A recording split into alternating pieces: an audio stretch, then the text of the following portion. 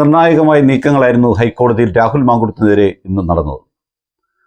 നമുക്കെല്ലാം അറിയാവുന്ന പോലെ രാഹുൽ മാങ്കുട്ടത്തിൻ്റെ ആദ്യത്തെ കേസ് ഗർഭം അലസിപ്പിച്ചെന്നും ക്രൂരമായ ബലാത്സംഗം ചെയ്തെന്നും ഗർഭിണിയായിരിക്കെ പാലക്കാട്ട് ചെന്നപ്പോൾ അവിടെ വെച്ച് പീഡിപ്പിച്ചെന്നൊക്കെയുള്ള ആദ്യത്തെ യുവതിയുടെ പരാതി ക്രൈംബ്രാഞ്ചിൻ്റെ കൊല്ലം യൂണിറ്റ് കൊല്ലം ഡിവൈഎസ്പി അന്വേഷിക്കുന്നു. രണ്ടാമത്തെ കേസ് പത്തനംതിട്ട ഡിവൈഎസ്പിയാണ് അന്വേഷിക്കുന്നത്. ഇതിൻ്റെ രണ്ടിൻ്റെയും അന്വേഷണ ചുമതല ക്രോഡീകരിക്കുന്നത് പൂങ്കുഴലി എന്ന് പറയുന്ന AIGയുമാണ്. ഇത് നിങ്ങൾക്കെല്ലാം അറിയാവുന്ന കാര്യമാണ്. രണ്ടാമത്തെ കേസിൽ പ്രഥമ ദൃഷ്ട്യാ ജാമ്യം അർഹിക്കുന്നു, അതുകൊണ്ട് ജാമ്യം കൊടുക്കുകയാണെന്ന് പറഞ്ഞുകൊണ്ട് തിരുവനന്തപുരം സെഷൻസ് കോടതി രാഹുൽ മാങ്കൂട്ടത്തിന് ജാമ്യം കൊടുത്തിരുന്നു. ജാമ്യം കൊടുത്ത ദിവസം തന്നെ പ്രോസിക്യൂഷൻ പറഞ്ഞത് ജാമ്യത്തിനെതിരെ അപ്പീൽ പോകുമെന്ന് പറഞ്ഞു. അപ്പീലിൽ അവരാവശ്യപ്പെട്ട ക്രിമിനൽ MC 11-309 അവരാവശ്യപ്പെട്ടത് ഈ ആളിനെ കസ്റ്റഡിയിൽ വേണം, ഇയാൾക്ക് ജാമ്യം കൊടുക്കാൻ പാടില്ല, ഈ കോടതി പല കാര്യങ്ങളും പരിഗണിച്ചില്ല, കൂടുതൽ തെളിവുകളുണ്ട്, അതുകൊണ്ട്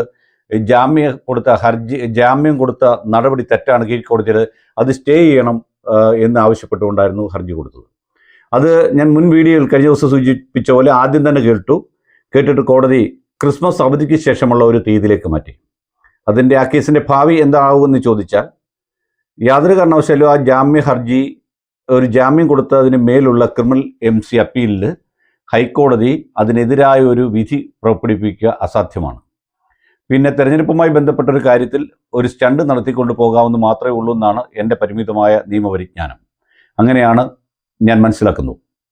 ഒരു സെഷൻസ് കോടതി വളരെ കൃത്യമായ രീതിയിൽ പഠിച്ചതിന് ശേഷം മാത്രമേ, ഒരു ഹൈക്കോടതിയേക്കാൾ താഴോട്ടുള്ള കോടതികൾ കൂടുതൽ പഠിച്ചതിന് ശേഷം നിയമപരമായി നിൽക്കുന്ന എല്ലാ സാധ്യതകളും നോക്കിയതിന് ശേഷമാണ് മുൻകൂർ ജാമ്യം കൊടുക്കുന്നതും കൊടുക്കാതിരിക്കുന്നത്.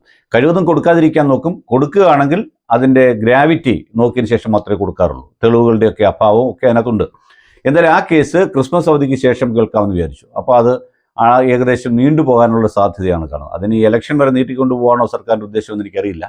എന്തായാലും പ്രോസിക്യൂഷന് ഇന്നത് പരാജയമായിരുന്നു. അപ്പോൾ ഇന്ന് രാവിലെ മറ്റൊരു സംഭവം ഉണ്ടായി.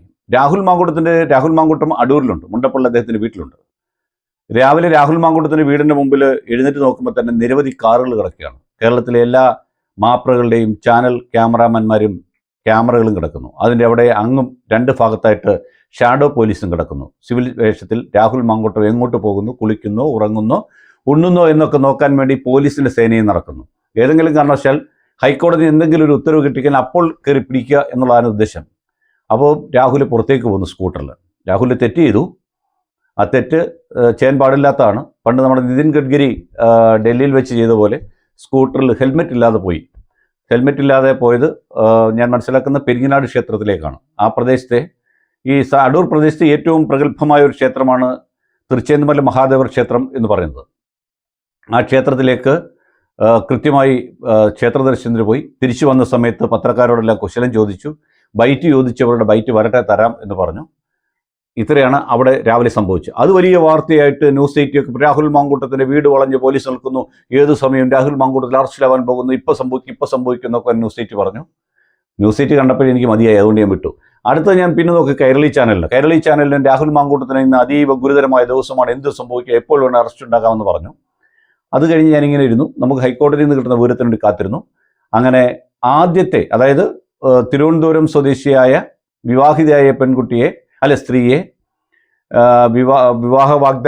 വിവാഹിതയായ പെൺകുട്ടി വിവാഹ വാഗ്ദാനം നൽകി ഗർഭിണിയാക്കിയതിന് ശേഷം ഫ്ലാറ്റിൽ അതിക്രമിച്ച് കടന്ന് അവരെ ഗർഭിണിയാക്കിയതിന് ശേഷം നിയമവിരുദ്ധമായ രീതിയിൽ ശാസ്ത്രത്തിനും ഇന്ന് നിലവിലുള്ള മോഡേൺ മെഡിസിനും വിരുദ്ധമായ രീതിയിൽ ഗുളിക വാങ്ങി തൻ്റെ സുഹൃത്തായ ജോബി വഴി കൊണ്ടുകൊടുത്ത് ഭീഷണിപ്പെടുത്തി കഴിപ്പിച്ച് ഗർഭം അലസിപ്പിച്ച കേസിൽ ഇതാണ് ആ കേസ്. കൂടാതെ മറ്റൊരു കുറ്റം കൂടിയുണ്ട്. ഗർഭിണിയായിരുന്ന സ്ത്രീയെ ബലാത്സംഗം ചെയ്തു. ആ ബലാത്സംഗം ചെയ്തത് പാലക്കാട് അയാളുടെ ഫ്ലാറ്റിലെത്തിച്ചാണ്. പാലക്കാട് രാഹുൽ ഉള്ളപ്പോൾ ഈ സ്ത്രീ അവിടെ ചെല്ലുകയും അവിടെ വെച്ച് അവർ തങ്ങളിൽ ലൈംഗികബന്ധത്തിൽ ഏർപ്പെടുകയും അത് ബലാത്സംഗമാണെന്ന് പറയുകയും ചെയ്ത കേസാണ്. കൂടാതെ ആ കേസിലെ തെളിവുകൾ പുറത്തുവിട്ട്, അതായത് അതിജീവിത ആ സ്ത്രീയുടെ സൗഹൃദം ചമഞ്ഞ് എന്ന ചാനൽ അവതാരകർ അവിടെ കയ്യിൽ നിന്ന് ഇവർ തങ്ങളുള്ള ചാറ്റുകൾ അടിച്ചു മാറ്റുകയും അത് രാഷ്ട്രീയ പാർട്ടിക്ക് വേണ്ടി, സംസ്ഥാനം ഭരിക്കുന്ന കക്ഷിക്ക് വേണ്ടി വിലയ്ക്ക് കൊടുത്തോ അല്ലാതെയോ അത് പുറത്തു കൊണ്ടുവന്നു. അതിനെതിരെ അവർ കേസ് കൊടുത്തിട്ടുണ്ട്. ആ കേസ് നിലനിൽക്കുകയാണ്. ആ കേസിൻ്റെ വാദം ആരംഭിച്ചു. ഇപ്പോൾ അത് സംഭവിക്കാൻ പോകുന്നു, ഇപ്പോൾ സംഭവിക്കുന്നവർ കാത്തിരുന്നു. പക്ഷേ കോടതി ആ കേസ് വ്യാഴാഴ്ച വിശദമായി വാദം കേൾക്കാൻ വെച്ചു. വ്യാഴാഴ്ച എന്ന് പറയുമ്പോൾ ഈ വരുന്ന വ്യാഴാഴ്ച, ചൊവ്വ ബുധൻ 2 ദിവസത്തിന് ശേഷം.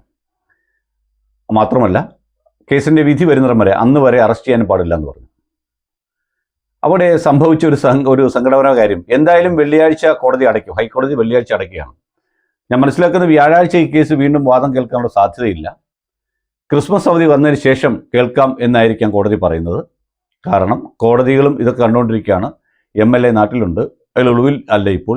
ആദ്യവും അയാൾ ഒളിവിലല്ല, കോടതിയുടെ മുമ്പിലുണ്ടായിരുന്നു. അയാളുടെ വക്കീലിൻ്റെ ഭാഷയിൽ പറഞ്ഞാൽ ആദ്യത്തെ കേസ് വന്ന ദിവസം തന്നെ അയാൾ തിരുവനന്തപുരം സെഷൻസ് കോടതിയുടെ മുമ്പിൽ അയാളുണ്ടായിരുന്നു. അയാളുണ്ടെന്ന് പറഞ്ഞാൽ അയാൾക്ക് വേറെ അയാളുടെ അഡ്വക്കേറ്റ് ഉണ്ടായിരുന്നു. അതിനുശേഷം അയാൾ ഹൈക്കോടതിയുടെ മുമ്പിലുണ്ട്.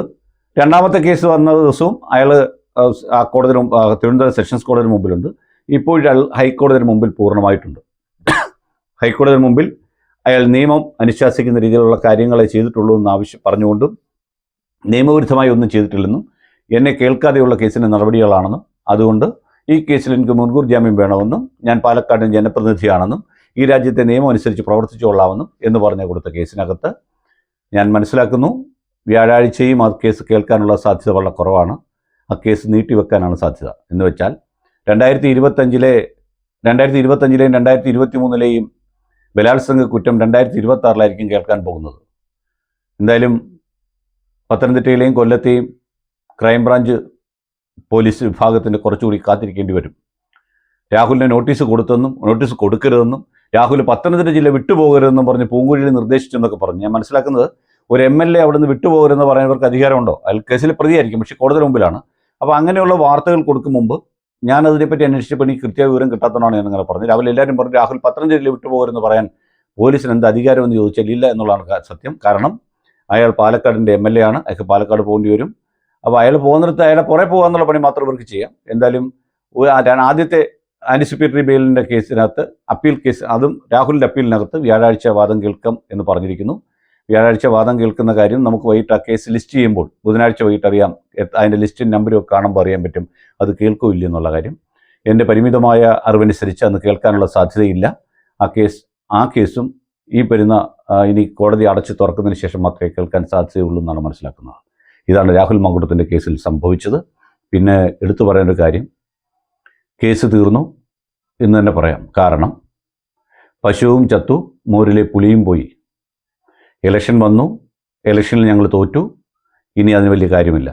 ഇനി ഈ പറഞ്ഞ അതിജീവിതമാരെയും ഇരയോ പരാതിക്കാരിയോ ഒന്നും ഇവിടുത്തെ ചാനലുകാർക്കും ആവശ്യമില്ല, സർക്കാരിനും ആവശ്യമില്ല. പിന്നെ പോലീസിന് ഇങ്ങനൊരു ക്രൈം രജിസ്റ്റർ ചെയ്തുകൊണ്ട് അതിൻ്റെ പിന്നിൽ പോകാതിരിക്കാൻ പറ്റില്ല.